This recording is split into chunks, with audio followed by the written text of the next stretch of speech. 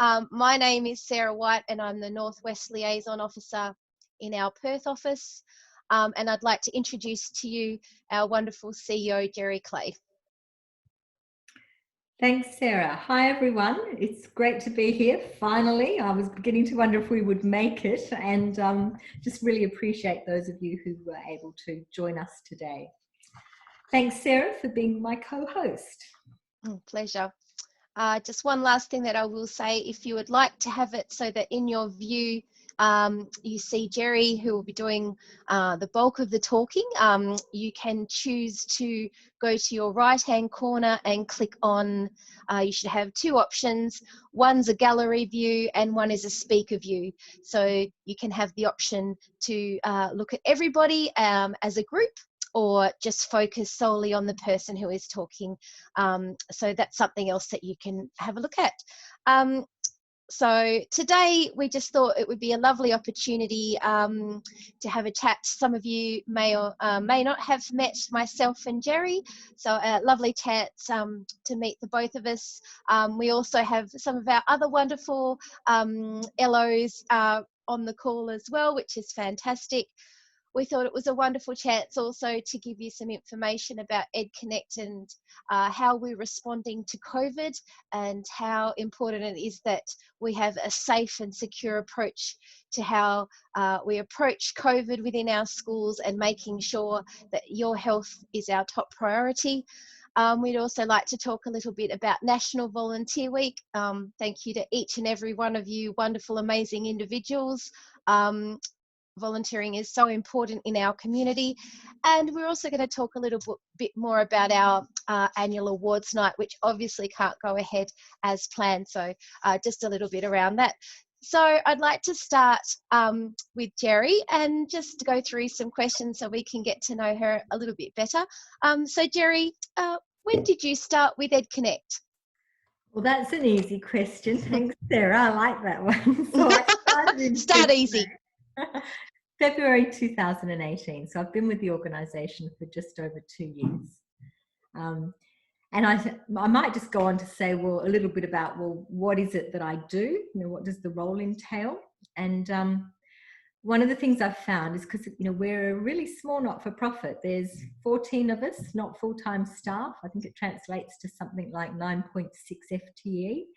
So we're fairly small in number and we stretch broadly. So not only are we in WA, but we're in Victoria.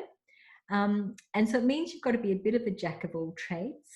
And for me, focuses as the CEO are around making certain that the leadership of the organisation is strong and it's collaborative and everyone gets heard and volunteers and staff feel part of it.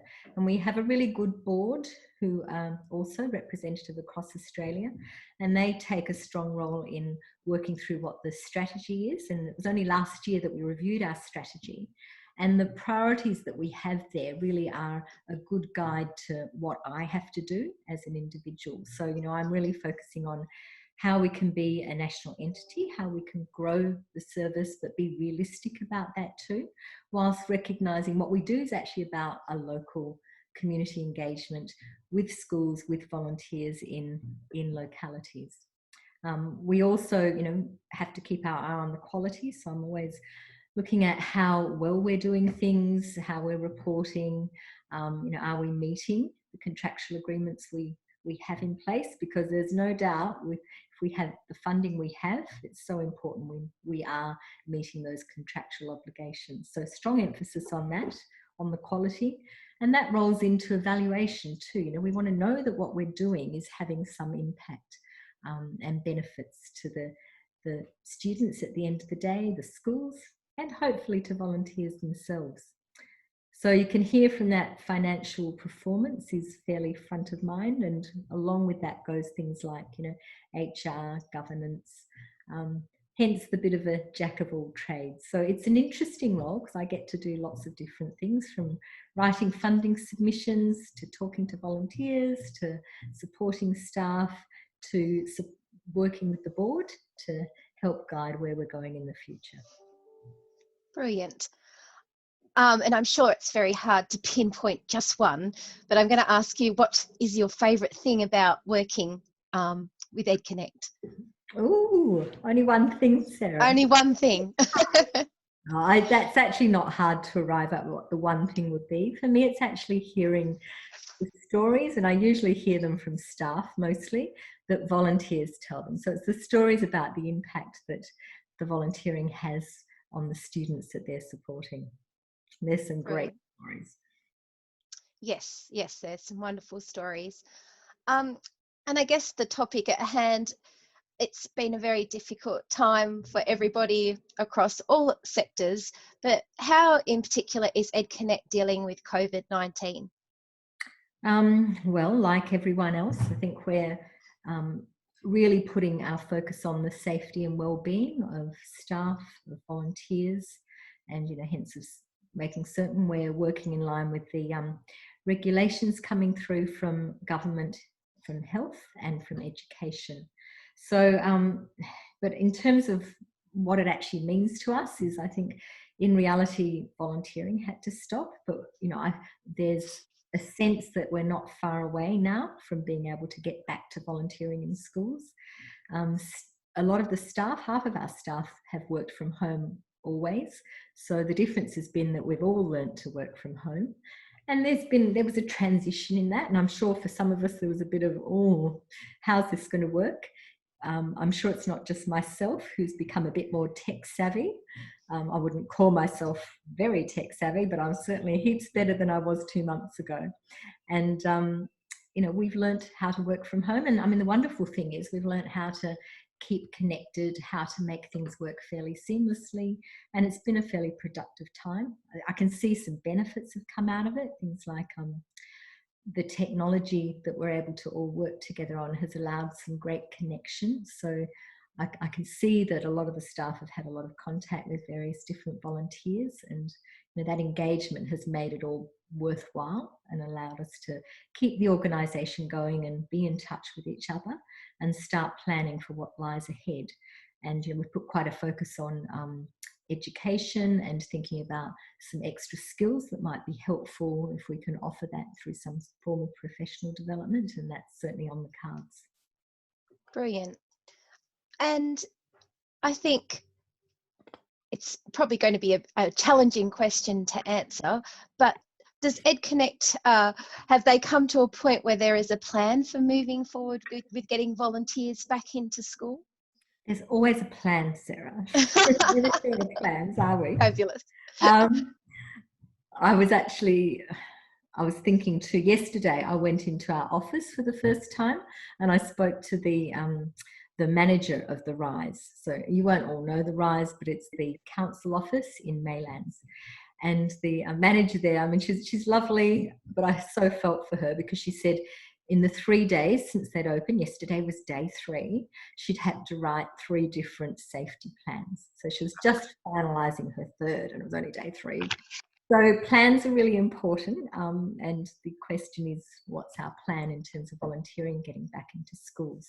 Well, I think we're keeping very closely in touch with the education department in WA, in Victoria, following the directions that are coming out from them so that we know when we can get back into schools and what that will look like.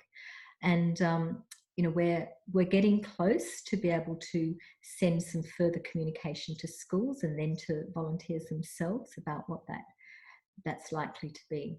And what I would say at the moment is, I think for WA, because we've been back in schools for a few weeks, it might be a little sooner than it is for over East.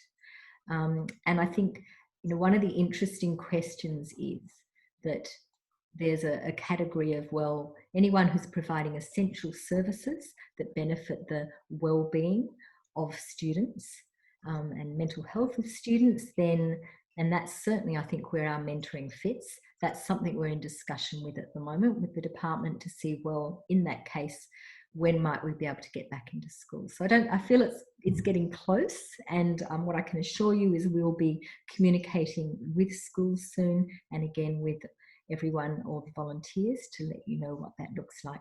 One last point to make is, even if we get as we get a directive from the education department, it seems that there will still be some leeway for schools, the principals, to actually make the final decision as to whether they can bring volunteers back in this term or not.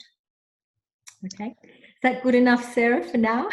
Yes, I think we all recognise how organic this process is, and Word, you know, and I liken it to one size fits all dress. It fits some people well, other people terribly, and some people not at all. So I think it's a similar thing. Moving on to National Volunteer Week, obviously volunteering is what we do, and this year it's been a little bit more challenging because we've been unable to bring people together to celebrate, but luckily with this new virtual world, the LOs have been looking at ways, as has the organisation as a whole, to recognise our volunteers during this week. This year's theme being Changing Communities, Changing Lives, which is just absolutely inherent in what we do. We know that our volunteers make a change not only to their current community, but to what their community will look like moving forward. Would you like to tell us a little bit about how you think EdConnect can change, volunteers can change communities? Yeah, I'd love to, Sarah. I thought I'd go and start with some very sort of practical, factual information, because I think it's certainly one of the ways we engage with our funders as really strong evidence of the difference that we're able to make, the volunteers do make in changing communities. And we put effort into keeping records of the number of hours, number of volunteers, number of hours, number of schools, and translating that into how much that support for students actually has an impact on community. So for in 2019, it was an average of 2,400 hours a week of volunteering that was going into schools. So you should give yourselves a clap at this point. That's a lot of volunteer hours supporting students each week. And when we use the Volunteer Australia calculator to equate that, it's worth $4 million when you look at it in communities. So $4 million our volunteer program's been able to contribute. I think too, volunteers make quite a difference, and this is where the stories come in terms of a student's ability to, and sometimes willingness to, engage in learning and to really stay in school and not just physically be there, but also engage their brain and have that desire to want to keep learning. And, there's no doubt that if there's a volunteer who's really linking with a student and helping them feel valued as an individual and helping them understand and learn what their direction in life is, then that definitely brings about a change, and a change to the way the student's able to learn and embrace their education. So we see such big differences that volunteering is making in schools. Fantastic. And yes, we have that huge impact on communities, but I think our volunteers have that wonderful ability to really change a life, which is, a pretty impressive thing to be able to achieve in anyone's life. How do you think that volunteers change lives, Gerri? Yeah, I suppose both you and I, Sarah, are sort of talking about that fact just as we have this discussion. But maybe it's about helping some students not make bad decisions. I mean, as children grow, a lot of them are pretty spontaneous in how they make actually quite major life decisions. So it can be done fairly quickly. And I think having someone who is there for the student and engaging more and hearing what they have to say can certainly help them not make some bad decisions and not maybe drop out of school as soon as they would have otherwise. So it's the value that that the volunteer brings in being there for the student, I think, just makes such a big difference. And I know I can think of lots of examples of stories where that's been very true. And I was just thinking of one that relates more to some students in Port Hedland, so that's up in the Pilbara, for those of you who don't know the area. And it was just a story about a student who had been I think, traveling quite a bit with family. And one of the reasons they wanted to get back to school and be in school was because they really wanted to see their mentor again and spend some time with them. And that's, you know, what a great draw card and pull to know that that's the difference that the volunteer was making. It was helping that student want to return to school. So it's just one small decision, but if you think of that one decision in that one life and then you multiply it out, it's really huge. And I think from an LO point of view, in reciprocation, I've had a few emails that have said, when can I go back to my child? So I think even though we are giving to the students, I think there's definitely give back in the opposite direction, which makes it even more worthwhile. Yeah. So what's your message to our incredible, amazing, wonderful EdConnect volunteers during National Volunteer Week, Gerri? Well, it's got to be the big thank you. That's really the word I wanted to convey. You know, thank you for your time, your commitment, your passion, and just the caring that you bring into the school. I honestly believe that the message that comes from each of you, because you give freely of your time, has such an impact on a student, a number of students feeling they're valued. Because, you know, you're there because you want to be there and you want to be there to support the kids.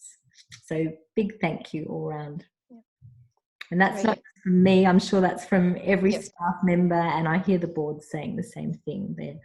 You know, it's the volunteers and the number of people we talk to about what EdConnect does. And then when they hear that there are so many volunteers, you know, last year I think we had close to 1,500 volunteers across the year. It's a lot of people giving of their time. Yeah. So thank you. Yes, thank you from everyone. And then obviously the annual awards night will not be going ahead in its typical form. Can you tell us a little bit about how that might look different this year and what it will look like? Yes. So we kind of grappled with this to begin with and thought, well, if we delay it, will we be able to still host an event? But I think it became fairly clear that the way to do it this year was to move on and do a virtual awards event. So it's planned for the 10th of June. It's a Wednesday, and we're also going to schedule it at midday. And I promise we'll get the link working correctly. We'll trial and test it, won't we, Sarah, beforehand? At least 5 times. So, yeah, Wednesday in June, the 10th. And, you know, there'll be invites coming out to everyone so that you know exactly when it's happening. And it won't be a long event, as has been the case. And we won't be able to give you great refreshments afterwards, I'm sorry. But maybe you can supply your own this time around. So we're glad to be able to go ahead and actually host the event. And, you know, from where we sit, I think, you know, every volunteer deserves an award, but it's always pretty special too, having nominations and just hearing some great stories about some of our particularly wonderful volunteers. So look out for your invitation, and I hope you can come along, and promise to make the link work. Brilliant. Thank you, Gerri. And I just thought I'd share with everybody from the group chat. So Zoom has a wonderful feature. If you are on a computer and look at your icons in the middle bottom, you will see an option with a speech bubble to chat. If you click on that, you'll receive a extra little bit of screen to your right where there's the opportunity for you to type a message to everybody. So I'm just going to share, I hope Jason, Julian, I'm not sure if that's an abbreviated name or a full name, I apologise. I'm just going to share those messages. So Jason's written, special thanks EdConnect for giving opportunities in school libraries and sharing resources to go volunteer. Thanks, Jason. Julie would like to thank all her volunteers, or all our volunteers, sorry, and she's our liaison officer in the south of Perth. And then these Zoom events have helped link me up with other volunteers. Kaz is my my full name. Thanks, Kaz. We were hoping at this point, if anyone has a question for Gerri, you can utilize that chat function. It might be a general question or a comment that you'd like to share, but I just thought I'd give everybody just a second. If they would like to type something there that we could discuss, please feel free. And if not, wonderful. So we'll have the thinking silence. We'll just wait a second longer, Gerri. Were there any emails, Gerri, that came in with any questions that for you to answer? Not that reached me, Sarah. So okay, I just think that means that we've informed our volunteers really well, and they all feel very comfortable. So Deirdre says, thanks EdConnect for connecting me with my community for the past 5 years. Have thoroughly enjoyed my time with you and the students and teachers. Oh, that's brilliant, Deirdre. Lovely to see your face too, Cass.